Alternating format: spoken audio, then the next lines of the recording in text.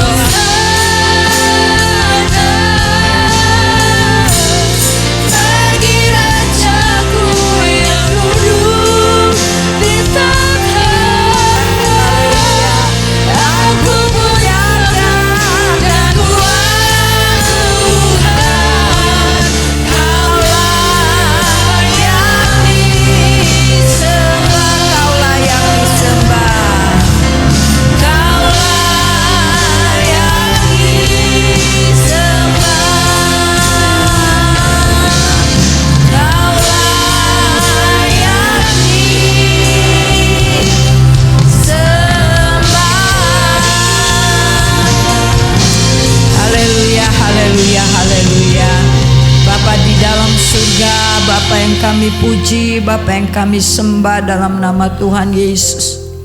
Kami memuji akan kebesaran-Mu Tuhan, akan kekuasaan-Mu yang dahsyat dan luar biasa. Kami tidak dapat membalas semua apa yang Tuhan sudah buat dalam hidup kami, tapi hati kami mau bersyukur kepadamu, memuji, menyembah, mengagungkan nama Tuhan. Sebab hanya Engkaulah yang patut kami tinggikan, hanya Engkaulah yang patut kami muliakan. Saat pagi hari ini Tuhan, kami umat-umat tebusan-Mu berada dalam bait kudus-Mu. Kami mau memuliakan Engkau, kami mau meninggikan nama-Mu.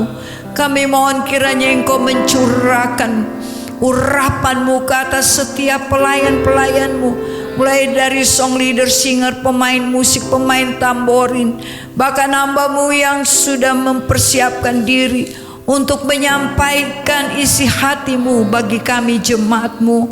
Kiranya di dalamnya semua ada urapan Allah, ada kuasa Allah yang mati yang menguasai mereka pribadi lepas pribadi.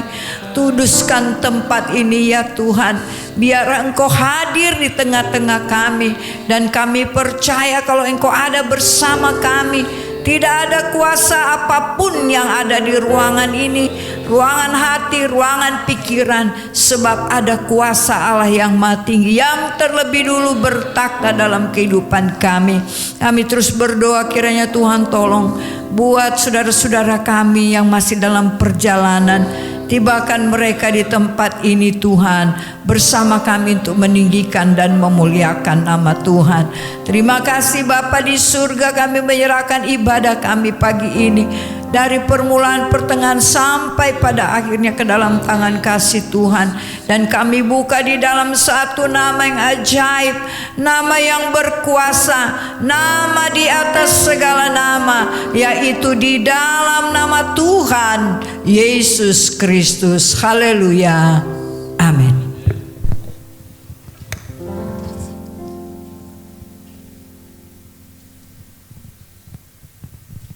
Puji nama Tuhan, pagi hari ini tak henti-hentinya kita bersyukur oleh karena anugerah Tuhan kita boleh kembali ada di tempat ini untuk memuji, memuliakan akan nama Tuhan. Kita angkat pujian, kami berkumpul memuji-Mu.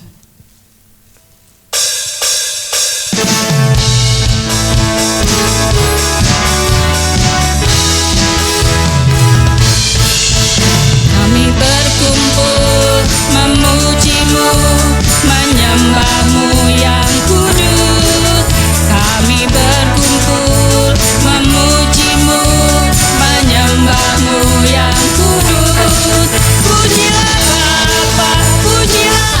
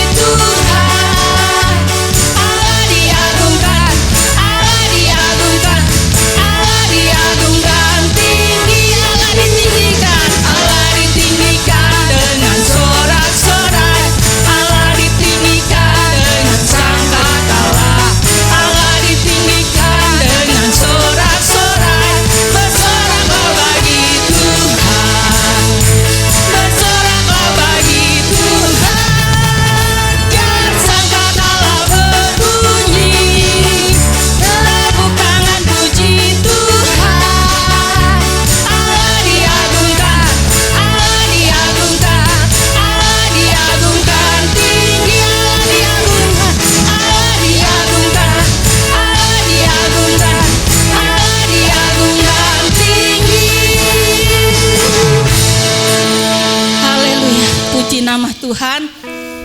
Saya buka ruang kesaksian. Kalau ada yang ingin bersaksi, saya persilahkan. Untuk itu kita angkat pujian kembali. Kebaikanmu.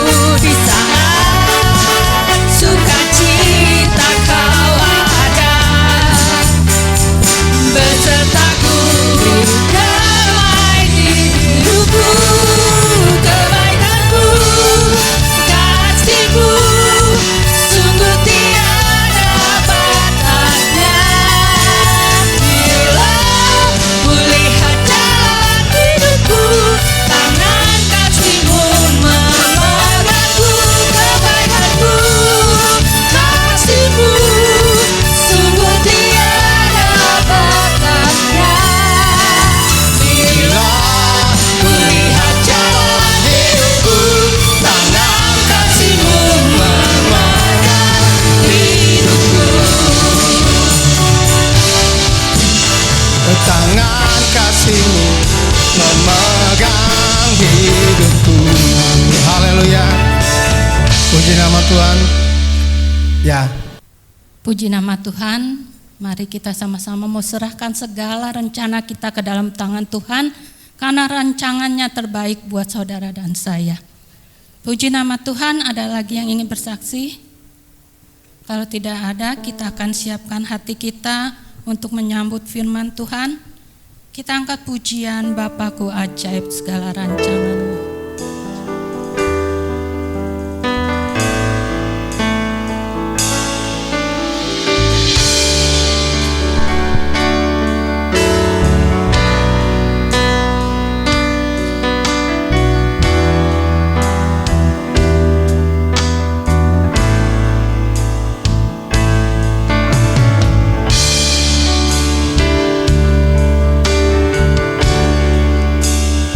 Bye.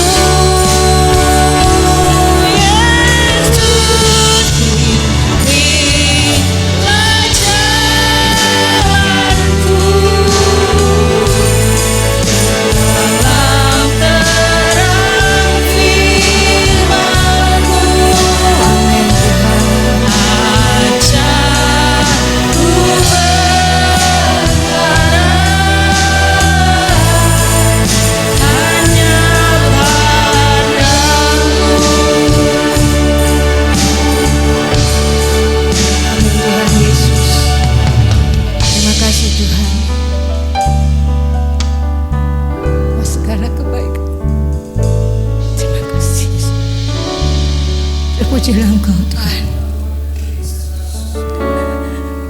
Kami bersyukur Tuhan memilikimu Tuhan Yesus.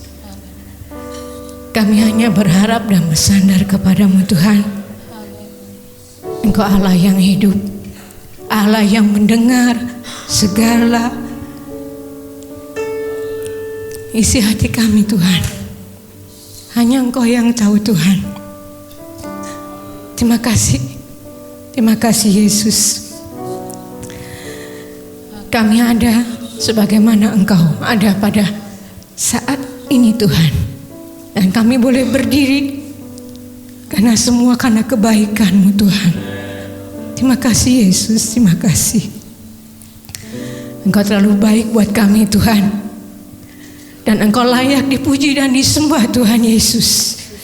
Dan biarlah pujian dan penyembahan ini Tuhan Yesus, biarlah menjadi harum dan menjadi dupa yang sangat baik Tuhan. Terima kasih Yesus. Ampuni segala kekurangan dan kelemahan kami Tuhan. Dan kami pada siang hari ini Tuhan, kami mau duduk diam untuk mendengarkan firman-Mu. Mari Tuhan, urapi setiap kami. Urapi hamba-Mu yang sebentar kamu wartakan firman-Mu. Kami tahu Tuhan itulah kebutuhan kami. Karena firman-Mu telah menjadi kekuatan buat kami Tuhan. Berkati hamba-Mu yang sudah melayani dengan pujian. Berkati kehidupannya, pelayanannya, rumah tangganya. Tuhan tahu apa yang saat menjadi kebutuhan-Mu. Dan berkati semua pelayan-pelayan-Mu yang sudah mengambil bagian di dalam pelayanan pada siang hari ini. Tuhan beri yang terbaik buat mereka. Terima kasih Tuhan Yesus. Inilah doa ucapan syukur kami Tuhan. Yang kami mau alaskan semuanya Tuhan. Hanya di dalam nama Tuhan Yesus. Haleluya Tuhan. Amin. Haleluya. Keras banget suara. Ya, puji Tuhan. Kita bersyukur kepada Tuhan buat kebaikannya, kemurahannya yang selalu berlaku buat kita sebagai orang-orang yang percaya kepada Tuhan. Tuhan akan menjadi penolong, menjadi juru selamat kita. Ya. Nah, pagi hari ini saudara-saudara, saya ingin meneruskan pelajaran tentang keselamatan. Karena ini dari doa yang saya sampaikan kepada Tuhan, bahwa setelah saya menyampaikan tentang keselamatan pada 2 minggu yang lalu, ya, lalu muncul paham-paham, pengajaran-pengajaran yang aneh, yang luar biasa, tapi biasa di luar juga. Dan akhirnya saudara-saudara, saya diteguhkan bahwa memang perlu jemaat kita belajar tentang keselamatan, ya. Supaya apa? Supaya kita nggak bingung, ya. Karena nanti ketika akhir zaman itu, di mana yang dinubuatkan di dalam Alkitab, akan ada nabi-nabi palsu, pengajar-pengajar palsu. Itu yang akan dibingungkan adalah justru tentang pengajaran dasar, ya, termasuk keselamatan, ya, saudara-saudara. Nah, tolong dibuka. Yang saya ingin sampaikan pada pagi hari ini adalah tentang tahapan keselamatan, ya, bahwa tahapan keselamatan itu, ya, itu diawali dengan pertobatan, ya. Nah, mungkin saudara berpikir, saya sudah lama bertobat. Jangan salah, nanti saya akan jelaskan pertobatan yang sesungguhnya itu seperti apa. Bahkan pendeta pun kadang-kadang masih perlu bertobat, saudara-saudara, ya.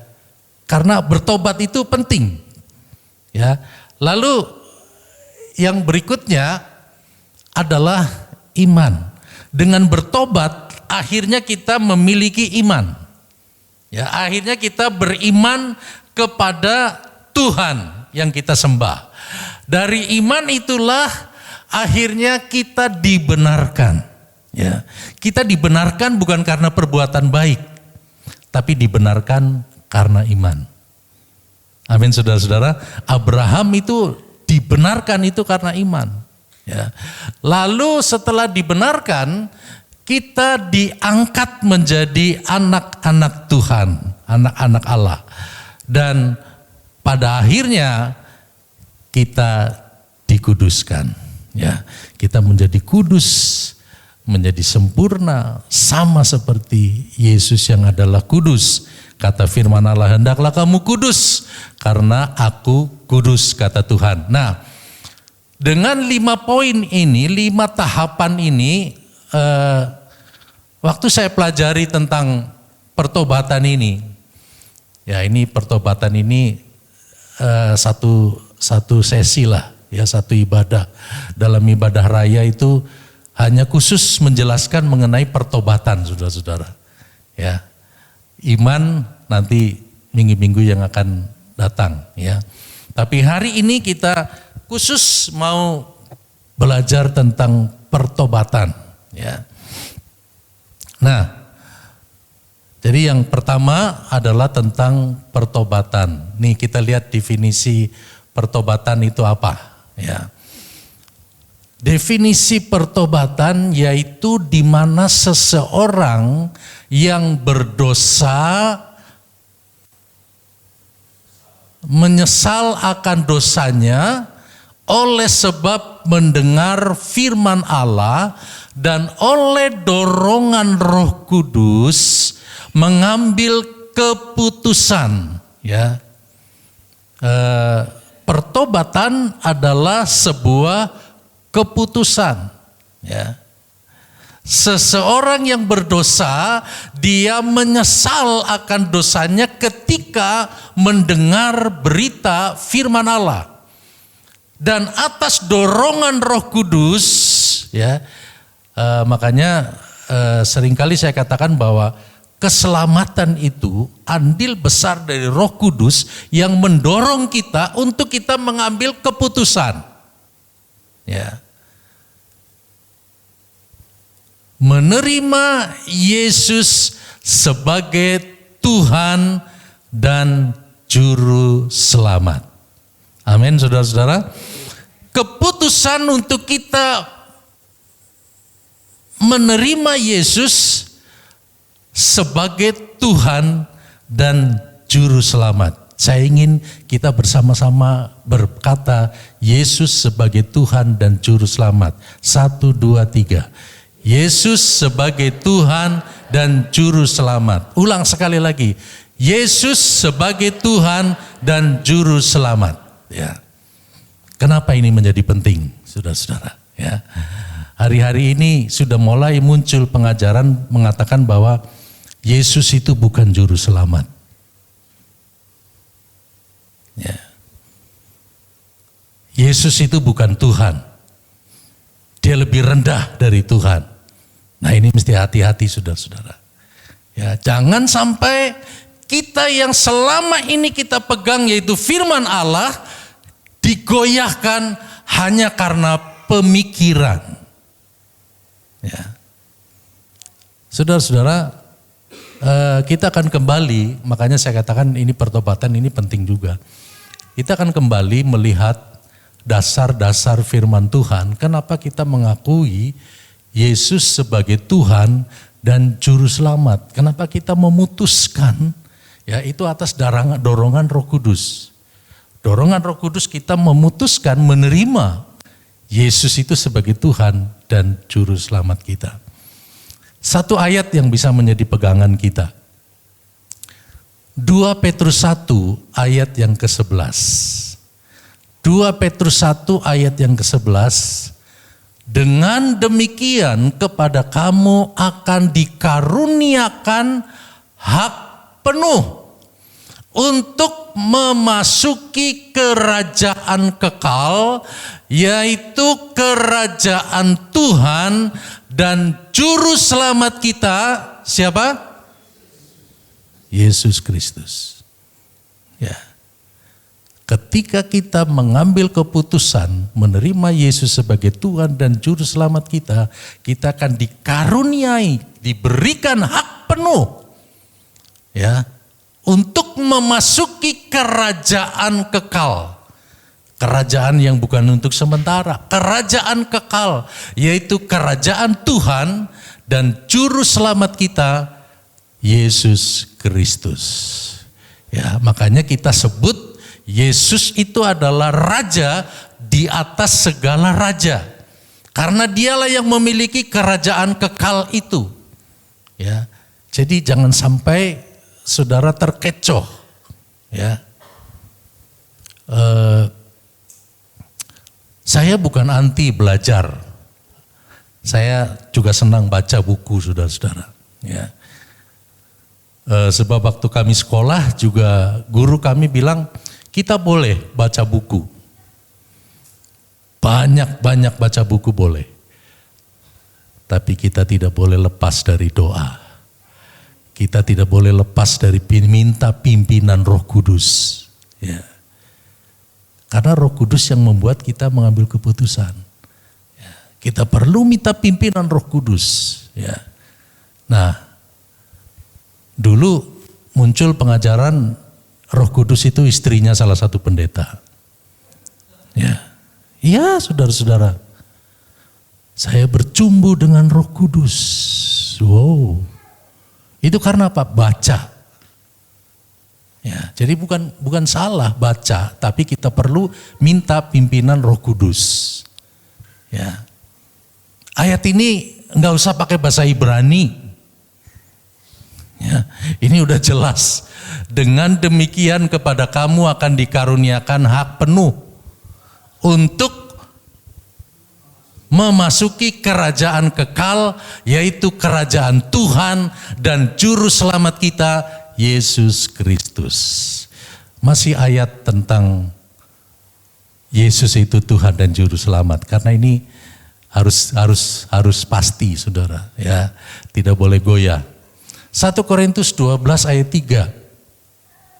Karena itu aku mau meyakinkan kamu bahwa tidak ada seorang pun yang berkata-kata oleh Roh Allah. Kalau ada Roh Allah, kalau dia dipimpin oleh Roh Allah, dia akan berkata terkutuklah Yesus. Enggak mungkin. Ya. Ayat ini berkata enggak mungkin. Kalau dia ada Roh Allah, lalu dia berkata terkutuklah Yesus. Dan tidak ada seorang pun yang dapat mengaku Yesus adalah Tuhan selain oleh Roh Kudus. Ya. Jadi kenapa kita mengaku Yesus adalah Tuhan? Itu karena Roh Kudus kerja dalam hidup kita. Kalau kita tidak mengaku Yesus adalah Tuhan, apa kata firman Tuhan? Ya, jadi kita nggak usah menghakimi orang, tapi kita dasarnya kepada firman. Ya, karena kewargaan kita adalah di dalam sorga, dan dari situ juga kita menantikan Tuhan Yesus Kristus sebagai Juru Selamat. Ya, jadi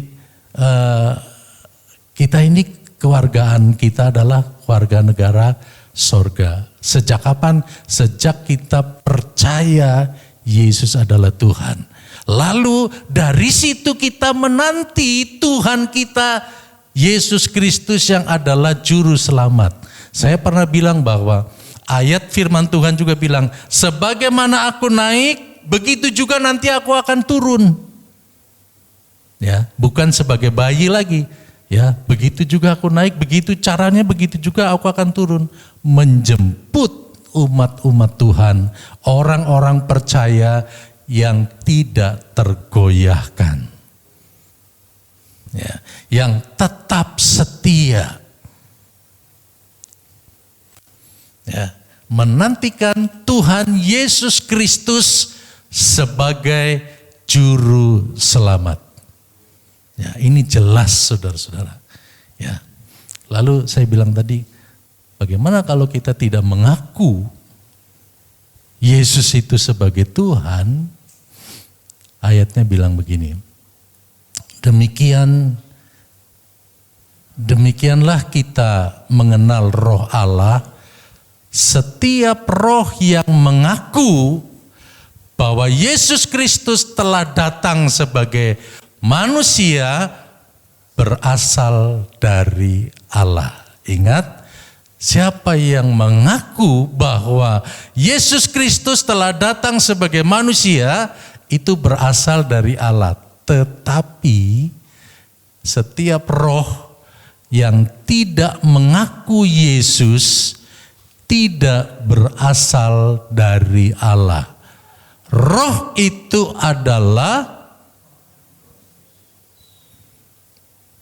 ini firman Tuhan yang bilang, ya, kalau kita tidak mengaku Yesus itu datang dari Allah, maka roh yang ada itu roh antikristus.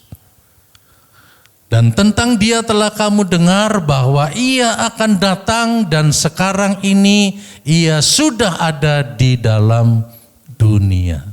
Ya, roh antikristus itu sudah datang ke dalam dunia, rohnya. Ya, dan ini sedang bekerja. Ya, sama seperti waktu Yesus mau lahir, dia pilih mana anak darah yang layak untuk menjadi saluran di mana Yesus akan melahir menjadi juru, ya, Matius 1. Ya, dia lahir, dialah juru selamat kita. Jadi hati-hati jangan sampai ada yang mengatakan Yesus itu bukan juru selamat. Ya. Banyak kali saya katakan, antikristus dia akan pakai bukan orang yang tidak mengenal Tuhan. Orang yang sudah mengenal Yesus, tetapi dia menyangkal lalu tidak mengakui Yesus sebagai Tuhan dan Juru Selamat. Kita doakan supaya dia bertobat, saudara-saudara. Ya, kita doakan supaya bertobat. Karena tema kita adalah tentang pertobatan. Ya, karena itu saya katakan pertobatan ini bukan hanya untuk jemaat, pendeta juga perlu bertobat. Ya, nanti kita akan lebih jelas lagi kita tahu. Ya, karena yang kedua, pertobatan itu meliputi 3 aspek. Ya, orang-orang yang bertobat itu cirinya seperti apa? Harus apa yang berubah kalau orang itu bertobat? Ya. Jadi ini yang kita akan belajar pada pagi hari ini. Pertobatan meliputi 3 aspek. Ya. Yang pertama atau bagian A adalah aspek intelek atau pikiran. Ya. Pertobatan itu akan mempengaruhi pikiran. Ya. Orang yang bertobat itu akan terjadi perubahan di dalam berpikir yang tadinya membenci kebenaran, lalu dia dan membenci kebenaran dan menyukai dosa. Sekarang dosa, dia tahu setelah dia bertobat, dia tahu bahwa dosa itu adalah sebagai pelanggaran kepada kebenaran Allah. Ya. Misalnya satu contoh begini, saudara-saudara. Dulu waktu kita belum bertobat, waktu kita belum sungguh-sungguh di dalam Tuhan, kalau ada orang bicara tentang gereja, ada bicara tentang kerohanian, ada bicara tentang iman, rasanya buat kita nggak tertarik. Itu bukan bidang saya. Ya. Itu bukan bidang saya. Ya. Itu bukan untuk saya, gitu. Tetapi ketika kita bertobat, pikiran kita berubah. Yang tadinya kita anggap kalaupun misalnya melakukan dosa, ya kita anggap biasa-biasa aja. Ya. Tetapi ketika kita bertobat, pikiran kita diubahkan. Ya. Saya percaya bahwa ketika kita bertobat dengan sungguh-sungguh, pikiran kita yang pertama dirubah. Amin saudara-saudara, berubah tanggapan kita terhadap dosa. Tadinya kita menyukai dosa, tadinya kita hidup di dalamnya. Tetapi bertobat artinya sekarang kita menjadi benci tentang dosa. Karena kita tahu bahwa dosa itu adalah sebuah pelanggaran atas kebenaran Tuhan. Kebenaran firman Allah. Ya, kita tahu bahwa akhirnya ya itu kan pelanggaran kepada Allah, kepada kebenaran. Ya. Kapan pikiran kita berubah? Pada waktu kita bertobat. Ya. Pertobatan itu menguasai pikiran kita. Aspek pertama adalah di intelek kita. Ya. Pikiran kita. Nah, makanya dalam Roma 12 ayat yang ketiga, janganlah kamu menjadi serupa dengan dunia ini, tetapi berubahlah oleh pembaharuan budimu. Ya. Berubahlah oleh pikiranmu, sehingga kamu dapat membedakan manakah kehendak Allah, apa yang baik, yang berkenan kepada Allah, dan yang sempurna. Ya. Ketika kita bertobat, saudara-saudara, pikiran kita dibaharui. Ya. Akal kita dibaharui, ya, sehingga kita bisa membedakan ini baik, itu nggak baik, ini berkenan kepada Tuhan, itu nggak berkenan kepada Tuhan, ya. Sehingga yang dulunya kita berkecimpung di situ, suka di situ, sekarang kita menjadi alergi dengan itu. Kenapa? Karena pertobatan akan membuat perubahan pikiran. Ya. Sampai pertobatan itu terus, proses terus. Makanya bertobat setiap hari. Ya. Kadang-kadang di suasana Natal, Yesus lahir bukan hanya di waktu Natal, tapi Yesus lahir di hati kita setiap hari. Supaya apa? Supaya dia menguasai pikiran kita, membuat kita jadi bertobat, pikiran kita dibaharui. Amin saudara-saudara. Ya, pikiran kita jadi beda. Ada sesuatu yang berubah, ya, dari pikiran itu. Tadinya itu merupakan kesukaan hidup di dalam dosa, sekarang berubah. Pikiran kita udah diubahkan oleh Tuhan. Ya. Setelah bertobat, kalau belum berubah itu namanya belum bertobat. Ya. Jadi bertobat itu kapan? Ya waktu kita berubah. Ya, waktu kita berubah. Jadi saya pun bisa menyerukan, mari kita terus bertobat. Ya. Jangan sampai kita jatuh pada lubang yang sama katanya. Ya. Tapi kita harus berubah, pikiran kita harus beda dengan sebelumnya. Ya. Kolose 3 ayat 10. Dan telah mengenakan manusia baru yang terus-menerus diperbaharui untuk memperoleh pengetahuan yang benar menurut gambar kaliknya. Ya. Jadi pertobatan itu berlaku terus-menerus, ya. Pada waktu kita baru bertobat, baru menerima Yesus sebagai Tuhan dan juru selamat kita sama seperti mengenakan manusia baru. Yang lama sudah berlalu, yang baru sudah datang. Ya, 2 Korintus 5 ayat 17. Ya. Yang lama berlalu, yang baru sudah datang. Jadi ketika kita bertobat, kita mengenakan manusia baru. Dan yang terus dibaharui. Ya. Makanya saudara-saudara, Alkitab bilang begini. Ada orang yang dia berbuat baik, dia akan semakin berbuat baik. Akan semakin berkelakuan baik. Ya. Tapi sebaliknya, orang jahat kalau dia tidak bertobat, dia akan semakin jahat dan semakin jahat. Ya, Alkitab bilang seperti itu, saudara. Ya, jadi di akhir zaman kita akan dibawa kemana hidup kita ini? Akan dibawa kepada semakin baik dan semakin baik, atau dari jahat terus semakin jahat dan semakin jahat. Ya, tetapi kalau kita bertobat terus, pikiran kita berubah. Ya, saudara-saudara, pikiran kita berubah. Dulu nggak suka ibadah, sekarang ibadah itu menjadi sesuatu yang kita butuhkan. Karena itu yang kedua, saudara-saudara, aspek yang kedua. Jadi yang pertama itu pikiran. Ya, aspek yang kedua adalah perasaan.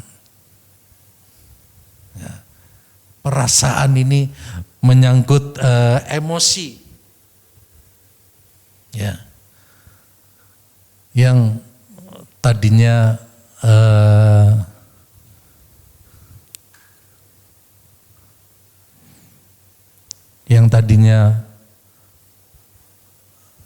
menyukai dosa, sekarang perasaan itu sudah berbeda. Ya, menjadi menyukai firman Allah. Ya. Itu perasaan itu lalu dari perasaan itu akan muncul dari lidah atau bibir kita. Ya, ketika kita hidup di dalam dosa, ya, itu mungkin senangnya marah-marah, maki-maki orang, berkata-kata yang kotor, berkata-kata yang tidak ada artinya, tetapi akan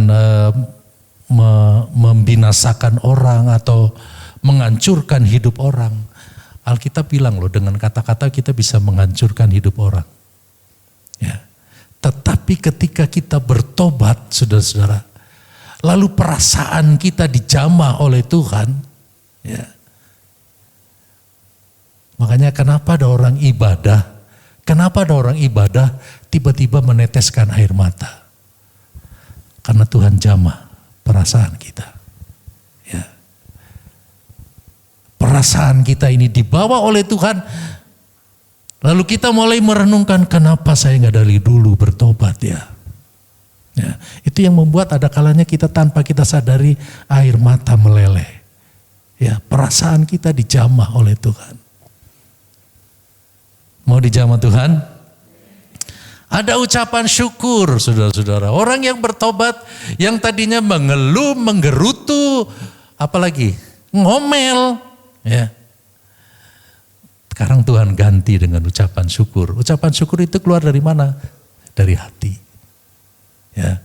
Ketika perasaan kita dijamah oleh Tuhan, perasaan kita dilembutkan oleh Tuhan, diberi pengertian oleh Tuhan, maka kita mengucap syukur kepada Tuhan. Ya. Mungkin dulu menyanyi buat Tuhan kita anggap itu bukan bagian saya. Ya. Tapi ketika Tuhan jamah perasaan kita, ya, bertobat itu salah satu aspeknya adalah perasaan. Emosi kita juga diubahkan. Ya. Amin, saudara-saudara. Punya rasa rindu untuk beribadah kepada Tuhan. Ya. Dulu boro-boro kita mikirin ibadah. Ya, mungkin yang ada uang, cari uang, cari kesenangan, cari kesukaan dunia. Tapi ketika kita bertobat, perasaan kita dijamah oleh Tuhan. Sekarang kita punya kerinduan untuk selalu berjumpa dengan Tuhan. Punya kerinduan untuk beribadah kepada Tuhan. Kalau nggak ibadah rasanya kita seperti berhutang. Ya, karena apa? Hatiku rindu. Ya. Dan kalau itu terus kita merasakan jamahan Tuhan. Sampai benar-benar kita bisa menyanyi, hatiku rindu Tuhan. Rindu melayani. Melayani itu menjadi sebuah kerinduan. Ya. Bukan satu beban, saudara-saudara. Tapi ketika kita bertobat, pikiran kita diubahkan, perasaan kita juga diubahkan, melayani itu menjadi sebuah kerinduan. Saya rindu untuk melayani Tuhan, karena Tuhan sudah lebih dulu melayani aku. Ya. Tuhan berkarya di dalam hidupku sehingga aku diselamatkan. Aku rindu untuk melayani Tuhan. Dan orang yang bertobat bisa jatuh dosa atau enggak. Ya. Ini kan persoalan, saudara-saudara. Sehingga ada bahasa begini. Katanya Kristen, kok hidupnya begitu? Iya kan? Mungkin saudara pernah dengar. Katanya rajin ke gereja, tapi kok hidupnya begitu? Ambil contoh di dalam Alkitab. Ya. Kita bagaimana kita sering mengambil contoh Daud. Ya. Ketika orang berkata, ayo kita beribadah, Daud senang sekali. Senang sekali, dia bersuka cita ketika ada orang berkata, ayo beribadah, ya, ayo cari Tuhan, ayo beribadah kepada Tuhan. Tapi Daud juga pernah jatuh.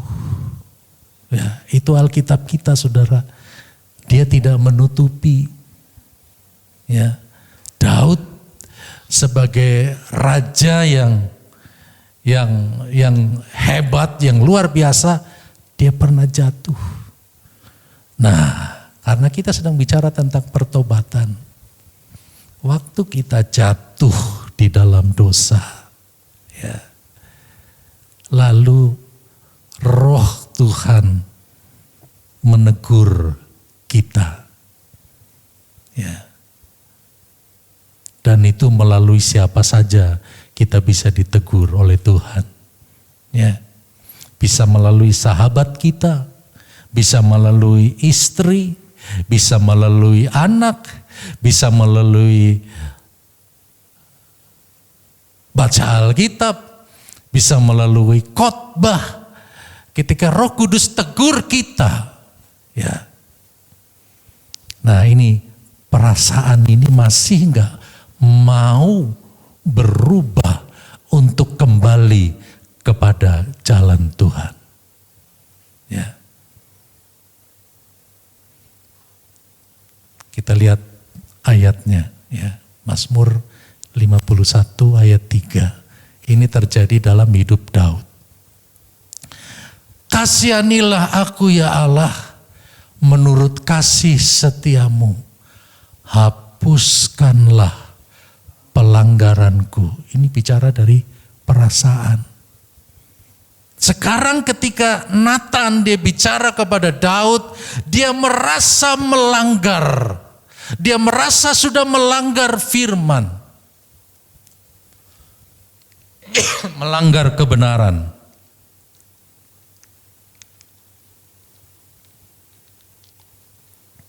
Dan dia bertobat kembali. Kasihanilah aku, ya Allah, menurut kasih setiamu. Hapuskanlah pelanggaranku menurut rahmatmu yang besar. Lalu ada yang berkata begini, kalau begitu kita berbuat dosa aja. Nanti gampang kita bertobat lagi, kita minta ampun sama Tuhan, kita berdosa lagi, minta ampun lagi, berdosa lagi, minta ampun lagi. Masalahnya, saudara, ya, masalahnya. Saudara ingat ketika bangsa Israel mau beribadah kepada Tuhan, lalu siapa yang menghalang-halangi bangsa Israel? Firaun. Ya. Firaun, dia menghalangi bangsa Israel untuk beribadah kepada Tuhan. Dari cuma bapak-bapaknya aja boleh, yang lain gak boleh. Lalu terus saudara-saudara dipersulit, sampai firman Tuhan katakan Tuhan mengeraskan hati Firaun. Ya, ini yang repot saudara-saudara, kalau hati ini sudah gak punya perasaan untuk bertobat. Kalau hati ini sudah menjadi keras, ya, jadi keras hati. Ya. Tapi kita lihat Daud. Ya, kalau kita baca di ayat sebelumnya, coba David baca ayat 1 dan 2. Mazmur 51 ayat 1 dan 2.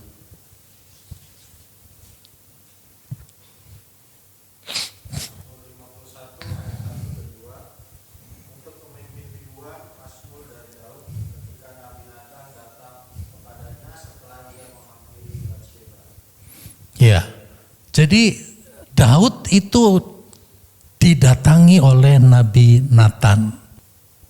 Aduh, cara menegurnya itu luar biasa saudara-saudara. Dia pakai ilustrasi yang luar biasa, tidak ditulis di sini. Ya.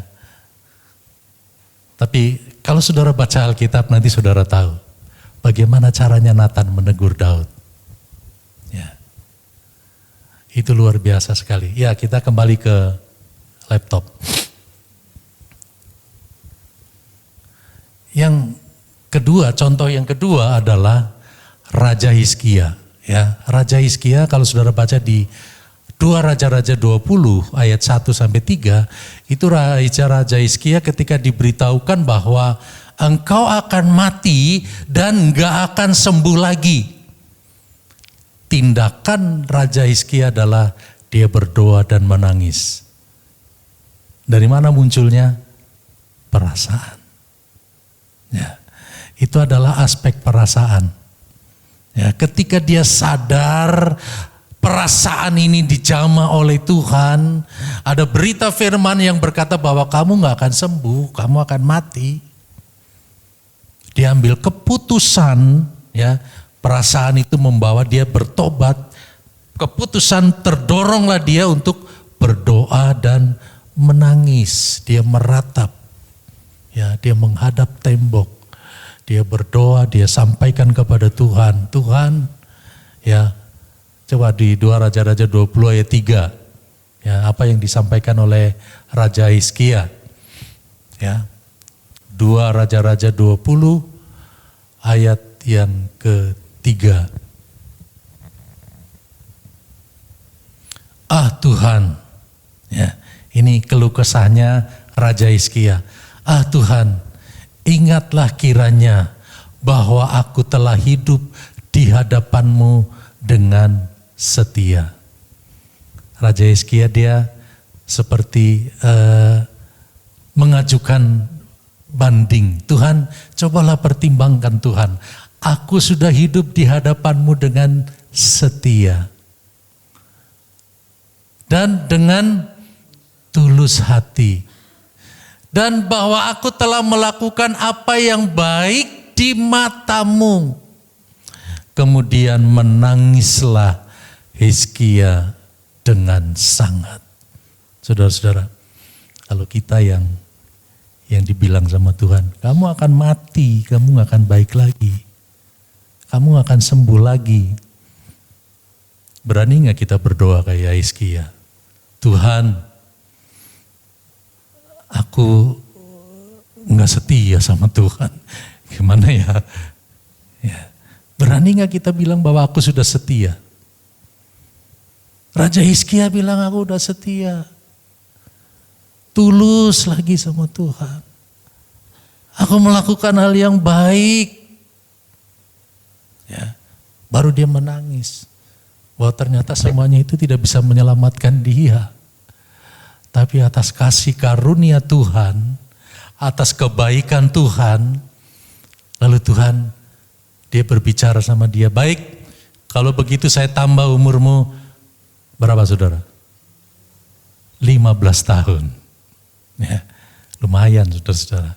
Kalau 70 tambah 15 jadi 85, lumayan. Masih bisa berbuat banyak saudara-saudara. Ya tadinya sudah divonis, kamu gak akan baik lagi. Ya, kamu akan mati, gak akan baik. Gak akan sembuh.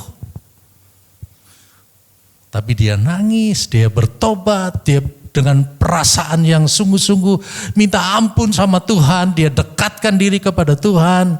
Ya, inilah saudara, pertobatan itu menyangkut aspek hati, perasaan. Ya, kita kembali ke lalu yang ketiga, ya, aspek yang ketiga adalah aspek kehendak. Ya.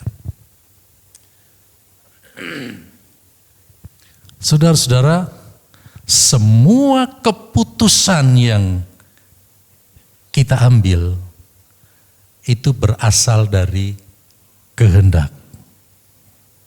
Ya. Tadi kesaksian Pak Rekson, pada akhirnya dia memutuskan untuk bekerja kembali. Awalnya kehendak dia, keinginan dia belum mau bekerja lagi. Tapi ketika Tuhan menyentuh hati, ya, Tuhan bisa ubah saudara-saudara. Apa yang menjadi kehendakku? Karena firman Tuhan bilang, apa yang menjadi kehendakku itu bukan kehendakmu. Kadang-kadang Tuhan sama kita itu berkehendak yang berbeda. Tetapi kita ketika menyesuaikan dengan kehendak Allah, ya, lalu akhirnya kita tunduk pada kehendak Allah, itu pun pertobatan saudara-saudara. Kalau kita membangkang kepada kehendak Tuhan, kita nggak tahu apa yang jadi. Ya. Tapi akhirnya kita memutuskan. Ya. Nah, kalau tadi kan pertobatan kan bicara keputusan. Ya, ketika firman Tuhan menjamah kita dan Roh Kudus mendorong kita, akhirnya kita memutuskan untuk menerima Yesus sebagai Tuhan dan Juru Selamat kita. Ya, jadi bicara mengenai keputusan itu menyangkut kehendak. Ya, jadi pertobatan juga membuat kita bisa ada perubahan, ya, di dalam jiwa kita, mengubah, ya, akan mengubah kehendak kejiwaan kita menjadi tunduk kepada kehendak Allah, ya. Di dalam Tuhan Yesus Kristus, semua kecenderungan hati, kerinduan dan batin kita akan diarahkan kepada kehendak Allah. Ya, jadi saudara-saudara, kenapa pertobatan itu adalah salah satu aspek kehendak? Karena yang tadinya aku hidup semauku sendiri, ketika kita bertobat, kehendak kita jadi berubah. Ya. Kehendak kita akhirnya diubahkan oleh Tuhan untuk mengarah kepada melakukan kehendak Allah. Ya, tadinya semau gue, saudara. Ya, sekehendakku sendiri. Tetapi ketika bertobat, maka kita nggak lagi hidup semau kita sendiri. Tapi kita mau melakukan apa yang menjadi kehendak Allah. Setelah kita bertobat, kita tahu membedakan mana yang baik, mana yang berkenan, dan mana yang sempurna. Ya. Jadi Tuhan mengubahkan dari pikiran, hati, dan kehendak kita. Ya. Dan kehendak itu, saudara-saudara, kehendak yang diubahkan oleh Tuhan, itu menjadi penting. Ya. Yang diakui oleh Tuhan adalah kehendak yang diubahkan. Ya. Bukan kehendakku sendiri, tapi kehendak yang diubahkan. Kita akan melihat satu contoh, saudara-saudara. Bicara tentang kehendak. Ya. Kita buka ayatnya di dalam Matius 12 ayat 46 mulai. Ketika Yesus masih berbicara dengan orang banyak itu, ibunya dan saudara-saudaranya berdiri di luar dan berusaha menemui dia. 47. Maka seorang berkata kepadanya, lihatlah, ibumu dan saudara-saudaramu ada di luar dan berusaha menemui engkau. 48. Tuhan jawab kepada orang yang menyampaikan berita itu kepadanya. Perhatikan saudara, siapakah ibuku dan siapakah saudara-saudaraku?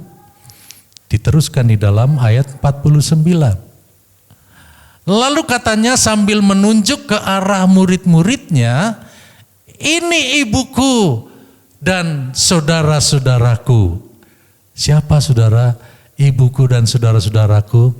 Sebab siapa yang melakukan kehendak Bapa-Ku di sorga, dialah saudaraku laki-laki, dialah saudaraku perempuan, dialah ibuku. Bisa mengerti saudara? Ya. Jadi Yesus ingin katakan siapapun mereka yang melakukan kehendak Bapa-Ku di sorga, dia adalah saudaraku laki-laki, dia adalah saudaraku perempuan, dia adalah ibuku. Jadi bukan secara kandung, dia saudaraku laki-laki dan saudaraku perempuan dan ibuku. Ya. Padahal murid-murid bilang, lihat, dia mau datang kepadamu. Ada ibunya Yesus. Tapi Yesus jelaskan di sini. Lihat saudaramu datang ke sini, lihat ibumu datang ke sini.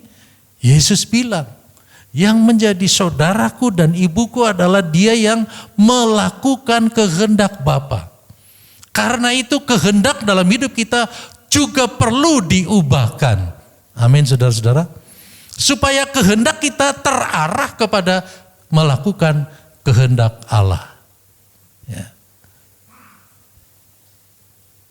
Jadi kita akhirnya saudara ketika kehendak kita diubahkan oleh Tuhan. Yang tadinya hanya memikirkan kehendak daging kita, keinginan daging kita. Sekarang sudah berubah. Ya. Sekarang kita rindu untuk melakukan apa yang menjadi kehendak Tuhan. Ya, apa yang dikehendaki Tuhan dalam kehidupan saya. Ya. Dan berikutnya saudara-saudara, kita lanjut supaya kita selesai dulu tentang pertobatan. Ya, karena minggu depan saya akan lewat, saudara. Minggu depan nanti ada tamu. Ya. Nah, yang ketiga adalah buah-buah pertobatan. Jadi pertobatan juga ada buah-buahnya, saudara-saudara. Ya, pertobatan juga ada bukti-buktinya. Ada yang bisa dilihat.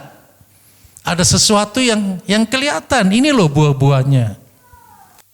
Ya, jadi bukan cuma nanam tomat, ada buahnya. Pertobatan juga ada bukti-buktinya. Ada buah-buahnya dari pertobatan. Ya. Saya minta nanti satu-satu membaca ayat ini ya, bergiliran dari depan, dari Evan. Pegang Alkitab nggak? Oh ya, karena kita mau baca buah-buah pertobatan. Ya, yang pertama, hidup membenci dosa, itu buah-buahnya. Yang pertama, baca dalam Yudas 1 ayat 23. Yudas 1 ayat 23.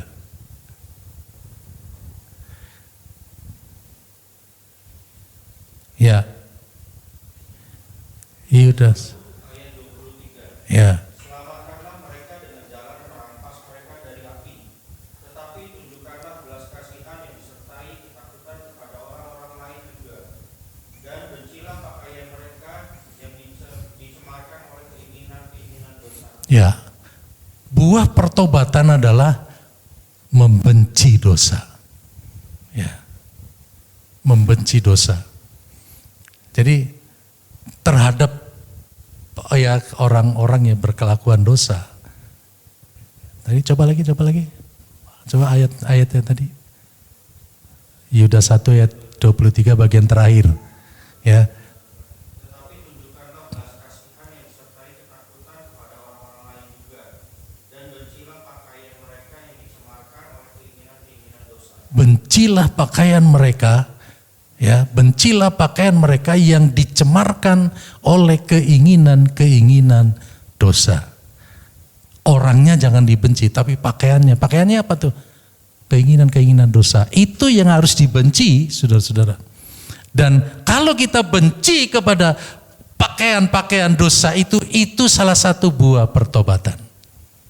Ya, itu bedanya. Ya, kita kembali. Jadi yang pertama, dia akan membenci dosa. Ya, itu buah pertobatan. Lalu yang kedua, nanti Laura yang baca. Dia lebih menggemari firman Tuhan. Mazmur 119 ayat 97 dan 98. Mazmur 119 ayat 97 dan 98.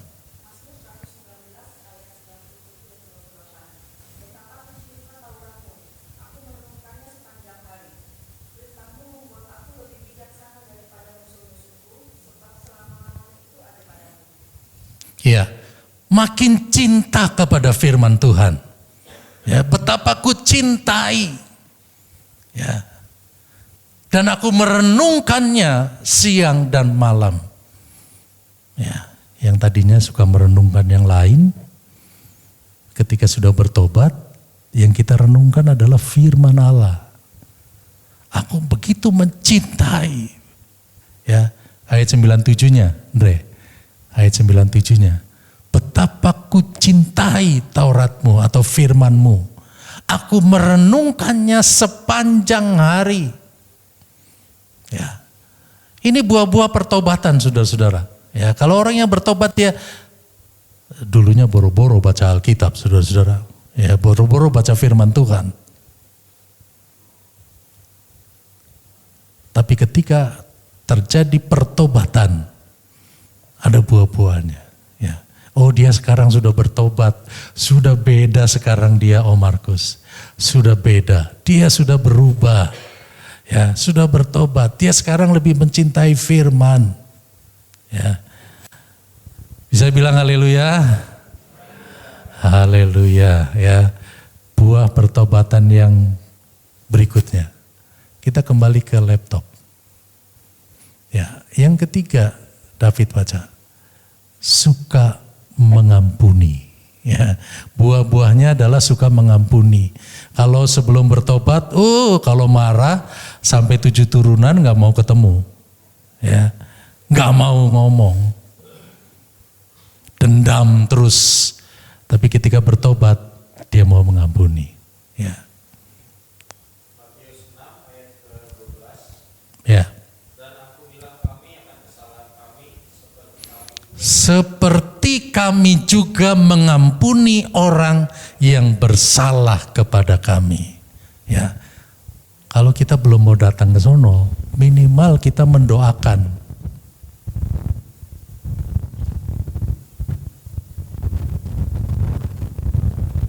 Begitu bicara pengampunan, iblis nggak suka, saudara-saudara. Karena iblis maunya kita dendam terus. Ya. Tapi buah pertobatan salah satunya adalah dia mengampuni. Ya.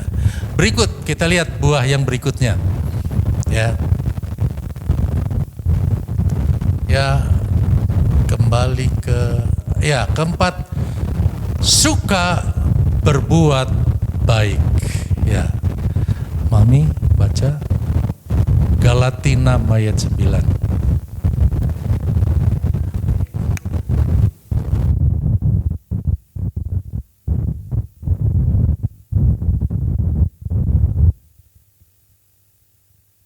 Ya, jangan jemu-jemu berbuat baik, karena apabila sudah datang waktunya kita akan menuai jika tidak menjadi lemah. Jadi jangan berhenti berbuat baik. Ya, terus lakukan perbuatan baik. Bukan perbuatan baik yang menyelamatkan, tetapi orang yang diselamatkan, dia buah-buahnya adalah berbuat baik. Ya, jadi bukan perbuatan baik yang menyelamatkan, bukan. Tapi orang yang sudah diselamatkan, orang bertobat itu cirinya adalah dia berbuat baik. Terus dia berbuat baik, karena ada waktunya nanti akan menuai. Ya, ada waktunya akan menuai. Cepat atau lambat, itu tergantung waktunya Tuhan. Kita akan menuai apa yang kita tabur.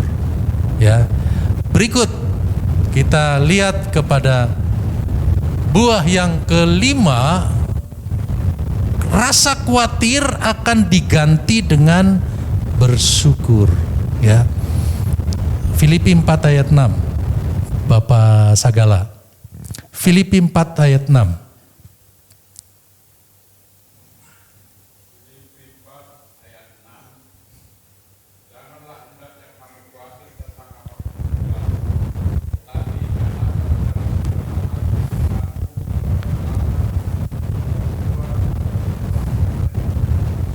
Amin. Ya. Jadi kalau kita bertobat berarti hati kita semakin dekat dengan Tuhan. Daud bilang, hanya dekat Allah saja aku tenang. Kalau kita dekat dengan Tuhan, kita tenang. Kalau kita tenang, kita nggak khawatir lagi. Ya. Yang tadinya begitu dengar berita ini khawatir, ya, dibaca sama dokter, kamu punya sakit ini, khawatir. Dengar apa lagi yang negatif sedikit, khawatir.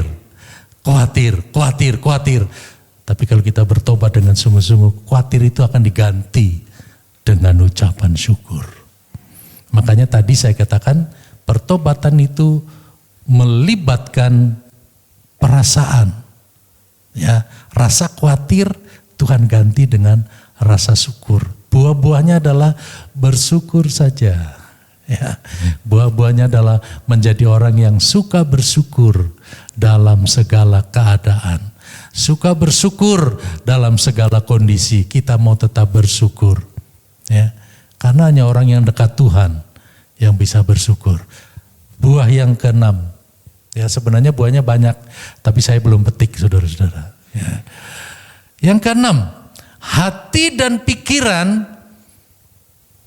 Kalau tadi kan cuma perasaan nih. Sekarang hati dan pikiran akan dilimpahi dengan syukur. Ayat 7.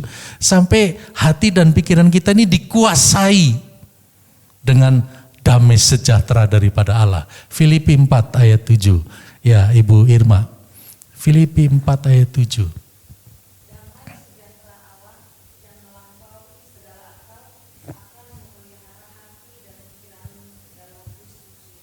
Amin, saudara-saudara. Orang yang bertobat dengan sungguh-sungguh dia akan mengalami damai sejahtera. Dan damai sejahteranya itu akan mempengaruhi pikiran dan hati kita.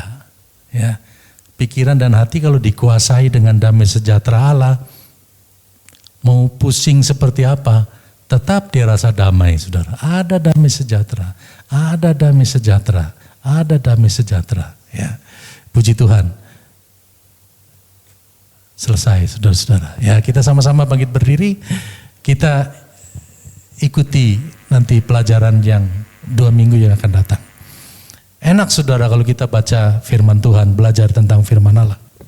Nah, sekarang kalau kita mengakui Yesus adalah Tuhan dan Juru Selamat kita, Dia adalah penolong kita. Juru selamat itu artinya dia penolong. Juru selamat artinya dia menyelamatkan. Dia yang, kalau misalnya juru masak berarti dia ahli masak. Juru selamat artinya dia ahli untuk menyelamatkan kita. Apapun persoalan kita, apapun masalah yang kita hadapi, apapun beban yang sedang kita terima pada hari-hari ini, ingat ada juru selamat kita. Ya.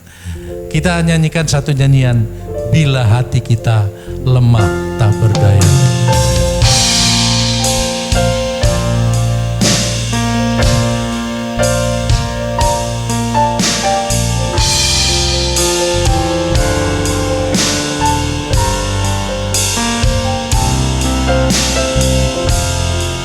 Amin, haleluya, haleluya.